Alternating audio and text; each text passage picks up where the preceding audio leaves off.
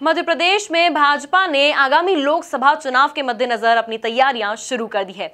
इसी कड़ी में भाजपा के राष्ट्रीय प्रवक्ता शहनवाज हुसैन और मध्य प्रदेश में लोकसभा चुनाव के सह प्रभारी सतीश उपाध्याय ने भाजपा कार्यालय पर प्रेस कॉन्फ्रेंस आयोजित की। देखिए ये खास रिपोर्ट। दरअसल भाजपा ने आगामी लोकसभा चुनाव को लेकर चुनावी तैयारियों का बिगुल फूंक दिया है। देश में एक और जहां महागठबंधन द्वारा मोदी हटाओ देश बचाओ का नारा बुलंद किया जा रहा है, तो वहीं भाजपा ने अभी आगामी चुनाव के मद्देनजर जमीनी स्तर पर रणनीति बनाना शुरू कर दिया है। इसी कड़ी में भाजपा के राष्ट्रीय प्रवक्ता शहनवाज हुसैन ने एवं मध्य प्रदेश में लोकसभा चुनाव के सह प्रभारी सतीश उपाध्याय ने प्रेस वार्ता आयोजित कर मीडिया के प्रश्नों का जवाब दिया। इस दौरान मध्य प्रदेश में लोकसभा चुनाव के सह प्रभारी सतीश उपाध्याय ने प्रदेश में लोकसभा चुनाव को लेकर अच्छे प्रदर्शन की बात कही है। मुझे लगता है कि इस तरह का प्रश्न करना too early to react on this, जो आपने प्रश्न किया है, और ये आपका परसेप्शन है, जो कहा जा रहा है ये कहे जाने वालों का परसेप्शन है, कोई नहीं कह रहा। और इसको कोई आप जिसने भी कहा है, लेकिन मुझे लगता है कि ये 2019 के जो नतीजे हैं वो निश्चित रूप से आपके सामने आएंगे और मैं पूरे विश्वास के साथ कहता हूं कि देश के प्रधानमंत्री माननीय मोदी जी बनेंगे। तो वहीं भाजपा के राष्ट्रीय प्रवक्ता शहनवाज हुसैन ने आगामी वर्षों में देश के विकास की बात कही, तो वहीं महागठबंधन पर निशाना साधा है। साथ ही मध्य प्रदेश सरकार से वचन पत्र के सारे वचन पूरे करने की बात कही, तो वहीं पर प्रदेश में 10% सवर्ण आरक्षण लागू करने की भी बात कह डाली।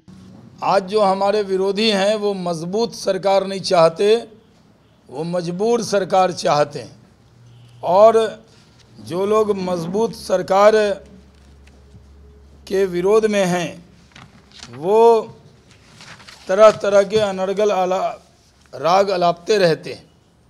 कल भी आपने देखा कि कलकत्ता के अंदर प्रधानमंत्री नरेंद्र मोदी जी के से डरे सहमे नेता एक दूसरे का हाथ पकड़ के खड़े थे, लेकिन ये लोग जो बेंगलोर में इकट्ठा हुए थे वो भोपाल नहीं आए, जो भोपाल आए थे वो कलकत्ता नहीं पहुँचे। हर मंच से कोई न कोई बिछड़ा है बारी बारी, और आज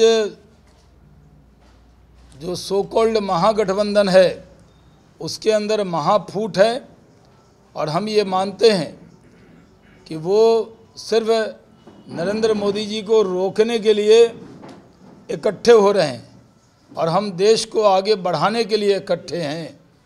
हम फिर से प्रधानमंत्री नरेंद्र मोदी जी के नेतृत्व में किसी भी तरह जिस तरह की कोशिश हमारे विरोधियों ने उनको रोकने की है, हम फिर से सरकार बनाने का काम करेंगे। प्रधानमंत्री नरेंद्र मोदी जी ने जो स्वर्ण समाज के 10% लोगों को आरक्षण दिया है उसको जल्द से जल्द मध्य प्रदेश में भी वो लागू करें, इसकी हमारी मांग है और अपेक्षा भी। लेकिन जो लोग मजबूत सरकार की जगह मजबूर सरकार चाहते हैं उनको इस दौरान महागठबंधन पर निशाना साधते हुए कहा कि महागठबंधन के पास न तो नेता है, न नीति और न नीयत, साथ ही सबका विकास का नारा बुलंद किया। इस दौरान राम मंदिर मुद्दे पर भी कांग्रेस पर निशाना साधा। आप जानते हैं कि प्रधानमंत्री नरेंद्र मोदी जी के नेतृत्व में हम अपार बहुमत से जीतेंगे, इसके लिए हमने काम शुरू किया है, और हम ये मानकर चलते हैं कि आज जो देश की स्थिति है उसमें प्रधानमंत्री नरेंद्र मोदी जी से उपयुक्त नेता नहीं कोई हो सकता। जो महागठबंधन के लोग हैं उनके पास कोई नीति नहीं, कोई उनकी नीयत नहीं है और कोई उनका नेता नहीं। एक ही मंच पर कई प्रधानमंत्री का ख्वाब देखने वाले लोग इकट्ठे हुए हैं, और उत्तर प्रदेश में भी सपा और बसपा का गठबंधन हुआ है। पिछली बार भी सपा को, क्योंकि खुद पर भरोसा नहीं रहता है, पिछली बार उन्होंने गठबंधन राहुल गांधी जी से किया था और कहा था यूपी को साथ पसंद है, चुनाव के वक्त में देगा। इस देश में एक खुशी की लहर है जब प्रधानमंत्री नरेंद्र मोदी जी ने स्वर्ण समाज के लोगों को 10% आरक्षण दिया है।